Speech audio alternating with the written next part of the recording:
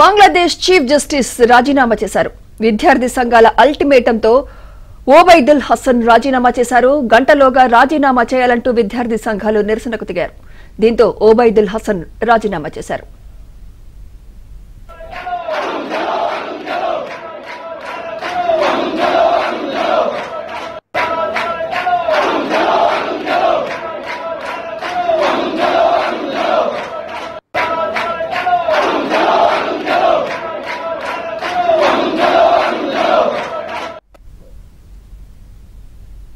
Bangladesh chief justice రాజీనామా చేశారు. విద్యార్థి సంఘాల అల్టిమేటంతో ఓబైదుల్ హసన్ రాజీనామా చేశారు. గంటలోగా రాజీనామా చేయాలంటూ విద్యార్థి సంఘాలు నిరసనకు దిగాయి. దీంతో ఓబైదుల్ హసన్ రాజీనామా చేశారు.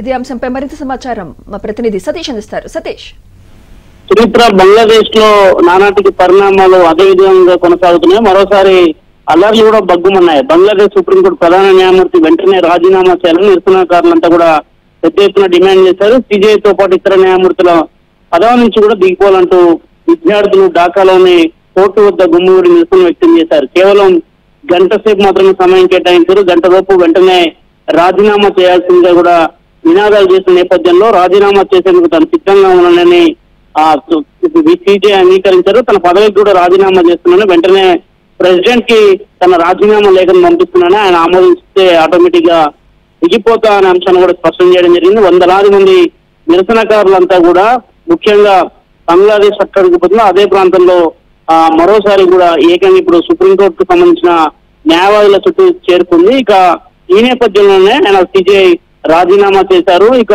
ఓబైదుల్ హసన్ వెల్లడించడం జరిగింది. మరోవైపు బంగ్లాదేశ్ లో షేక్ హసీనాను కూడా ఇటీవల ఆమె